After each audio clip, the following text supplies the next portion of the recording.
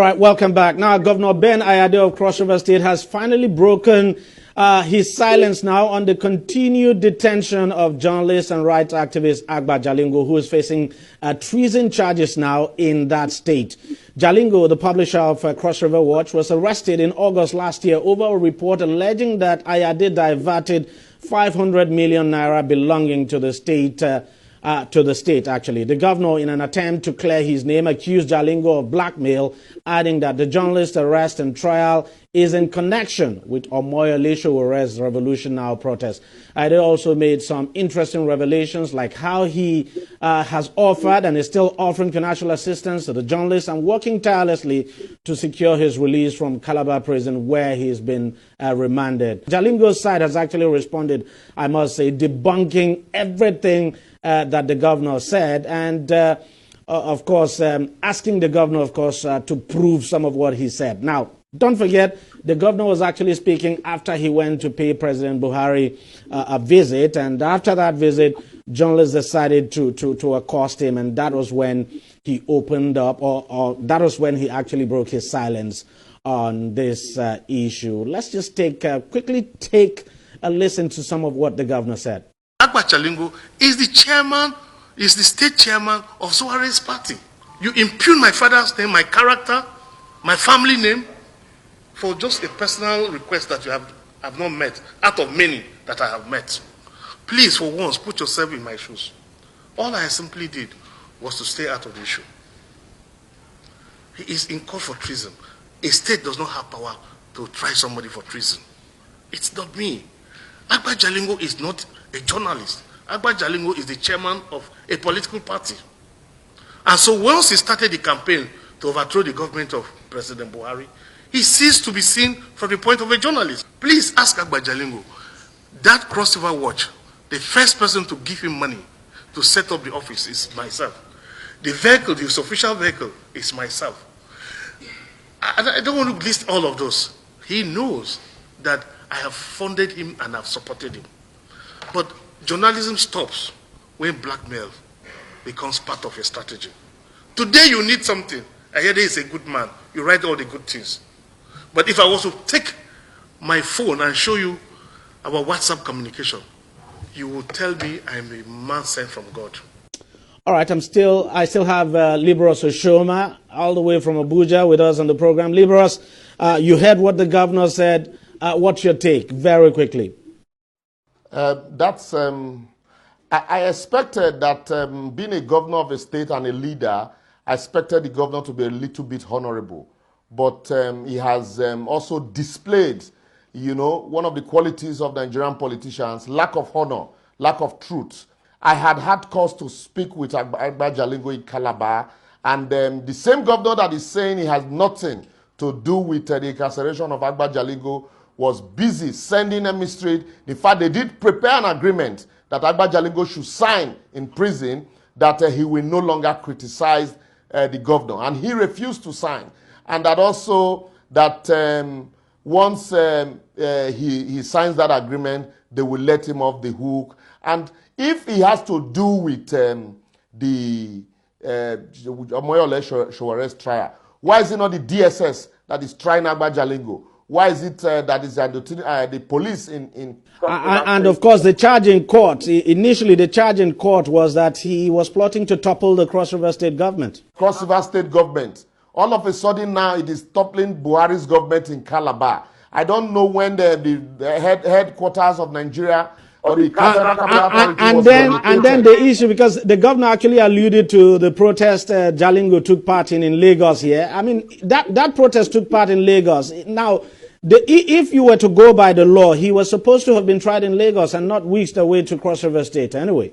Exactly. So if Jalingo, who was in Lagos, was planning to topple the Buhari administration, and then he ought to have even been tried in Abuja with Omoyole Showore, or tried in Lagos where he participated in a protest, and not any publication that it's related to his Cross River Watch that is domiciled in Cross River State in Calabar. And so that's why I expected the governor to be honorable. And these are lies, and at the end of the day, all of this shall come to pass. The truth shall always prevail, no matter how far falsehood runs. But what is basically playing out is that it is obvious that the governor, the situation is gradually or has caught up with him and is looking for an opportunity to exonerate himself. And he keeps referring to Jalingo as his brother. Of our politicians. We also, quickly, Deji, we also tried to reach out to some of the governor's friends, and they told us, well, just tell Agba Jalingo to apologize to the governor. These were his friends, people who were very close to him, that he should tell Agba Jalingo to apologize to the governor and all will be okay. And yet the governor sit down there to say that the Agba Jalingo is trying to topple Buhari's government. I think because they know that once you link Buhari with anything, because the president has a massive followership, and so people that are sympathetic to Agba Jalingo's cause. But this will certainly not fly, and it's not flying. It definitely is not flying, because a lot of people had, even critics of President Buhari's government have said, well, the DSS had obeyed court order in the case of Omoyele Sowore.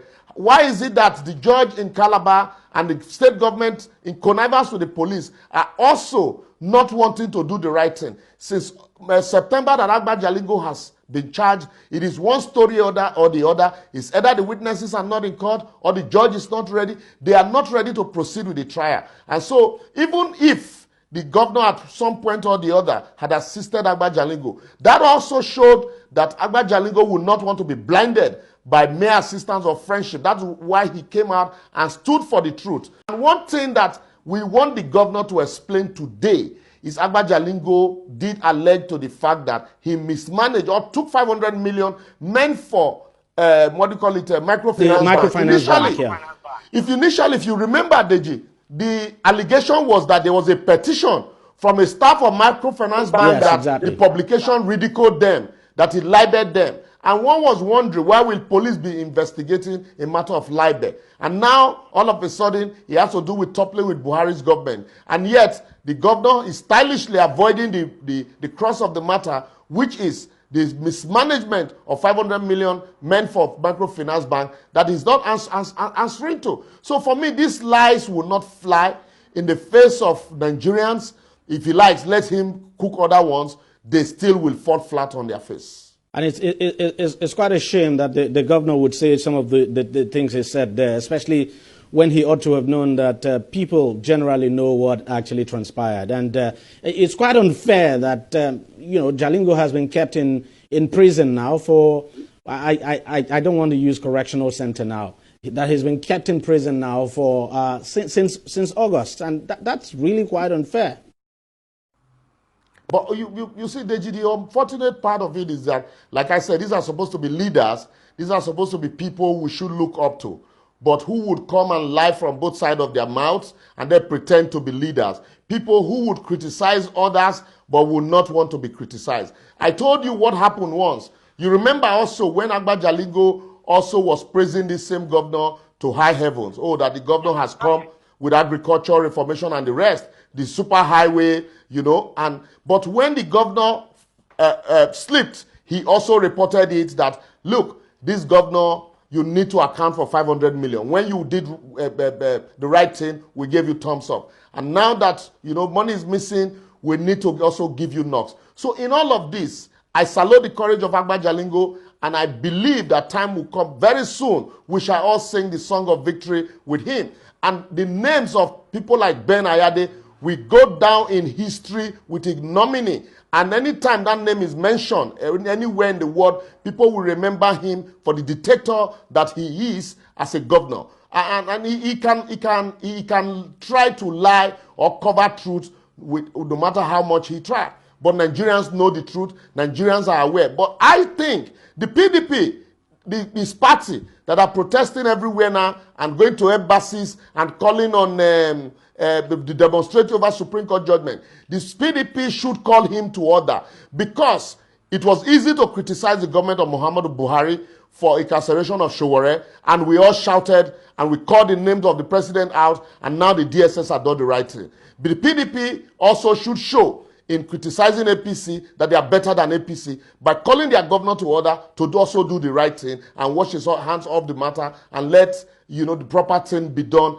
and let Agba Jalingo be released unconditionally. And until they do that, no matter how much they try as a party to try to give alternative, but the case of Agba Jalingo is still going to hang over them and in their heads and their party and the governor from their party as a sour thumb in the mouth. And I don't think that is what they would want Nigerians to hear, because anytime they call on the case of how dictatorial the president of Nigeria is, people are also going to remind them, look at what the governor is doing in Calabar. And so that is why I think it is time for them now to prevail on their party member, Governor Ayade, to allow Agba Jalingo go unconditionally. All of this is lies cannot stand.